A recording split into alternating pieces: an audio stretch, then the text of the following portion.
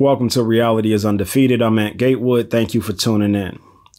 Today I want to read you guys this story out of Las Vegas, obviously where I live. This story hit the news last week. I wanted to get it to you guys last week, but the story is about a 20-year-old man who decided that he was going to throw his life away and shoot a 17-year-old in the head after leaving a Halloween party. I see an opportunity to teach with this.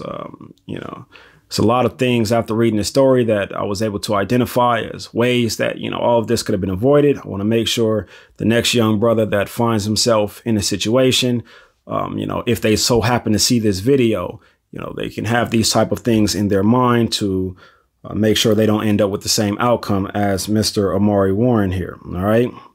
But let's get into it. A Las Vegas man is accused of shooting a 17-year-old boy in the head after a Halloween party, according to an arrest report. Amari Warren of Las Vegas faces charges of open murder, discharging a gun into an occupied structure, and assault with a deadly weapon. On October 20th, around 10:50 p.m., police responded to a shooting at a home near West Grand Teton Drive. There were also reports of a teenager, later identified as 17-year-old Kyrie Turner, who was shot in the head and lying in the street. And just so y'all know, that area is, I want to kind of call it an affluent area. I mean, there are regular homes over there, but, if you live on Grand Teton, period, you got a little money, you make a little money in life. I don't even think there are any apartments over there. Like, it's nothing but gated communities. And if I had to guess, I would say like the cheapest home you'll find over there will probably be in the 600,000s, But anyhow, let's continue.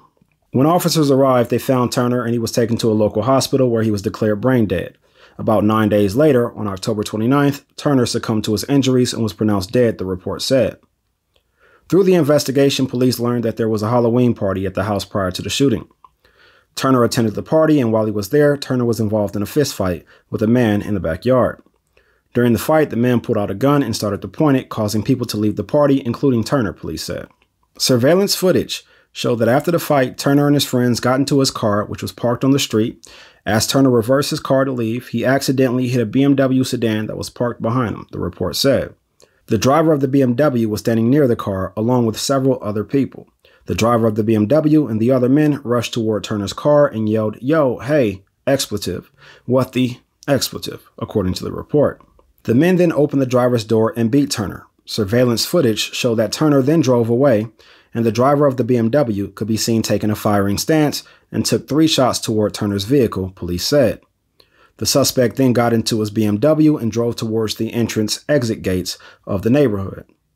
The suspect was able to get to the gates before Turner, due to taking a different route through the neighborhood. The suspect then parked near the exit gate and stood outside holding a handgun, police said. As Turner's car approached the exit gate and passed the suspect fired toward his car and left the scene, the report said.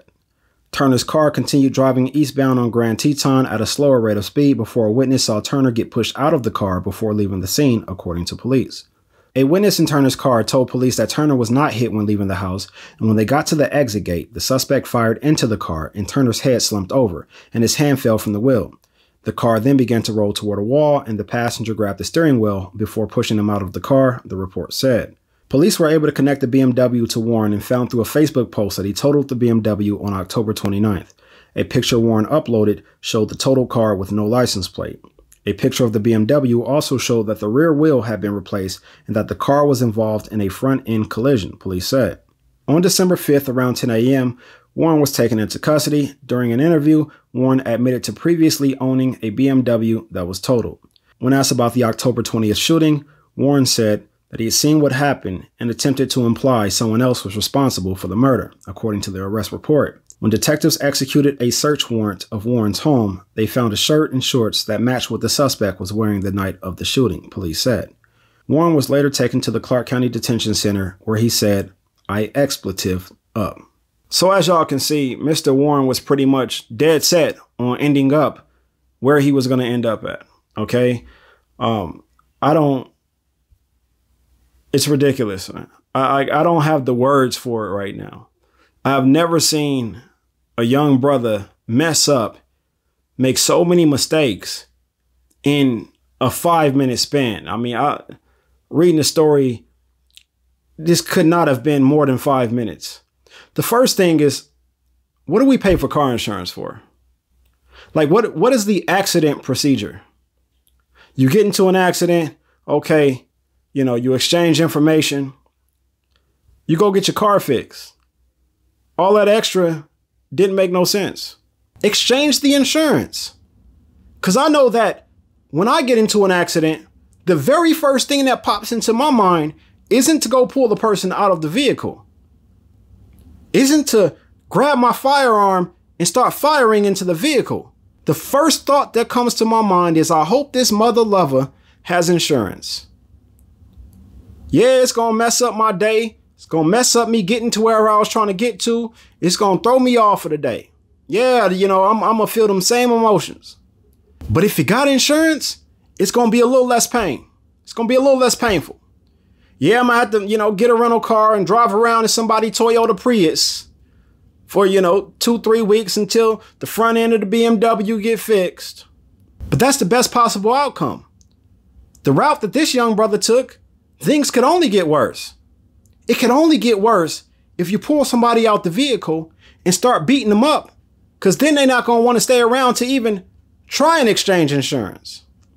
It's already bad enough they didn't have a firearm pulled on them in the backyard.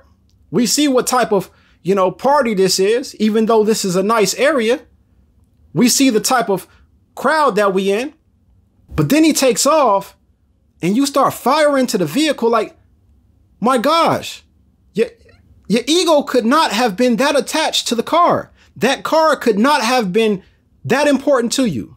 You mean to tell me you couldn't get a woman on your own? You ain't never pulled one with your mouthpiece? It's always been the car? You ain't never just been dressed fresh and, you know, turn heads with how fresh you was dressed? It's always been the car? Someone could not have been that attached to that car to where you just start firing. In today's climate, when everyone has Ring doorbells, we see every crime that takes place. And then he jumps in the vehicle and goes to the gate and posts up at the gate, ready to fire again. And nothing was going to change the way that car looked. If you didn't hit him, it wasn't going to change the way the car looked. You killed that man and your car was still messed up. And now your life is messed up. And the one thing you don't have to worry about ever again in life is a BMW. You don't have to worry about going to wash it. You ain't got to worry about a car note, car insurance. You ain't got to worry about gas prices. You ain't got to worry about none of that. Every time you take a ride, it's going to be on a transport bus. And see, this is why I say we got to learn how to accept our L's. We got to learn when we've lost and how to accept that loss. Because when you learn how to accept a loss, you're able to accept the smallest loss. Had he accepted the smallest loss, he would have 2 or 3 weeks of his vehicle sitting at somebody's body shop. That would be the loss. We cannot throw away our lives like this. And I hope you young brothers understand, you know, the ways that this young brother could have avoided his situation. And if you find yourself in a situation like that, use this situation. Think about this one on how you deal with it. Get that insurance information, call it a day. That's it. Ain't nothing going to change the way your vehicle look. Anyhow, man, I just wanted to touch up on that a little bit. And yeah, man, y'all have a great evening. I'll have some essays coming towards you guys this week. Got some other stuff I'm working on too, man. But I'm going to start doing a little bit more of this, you know, what I call the knucklehead series. You know, when I see a knucklehead story and, you know, we got to use them to teach, man. We got to use them to teach.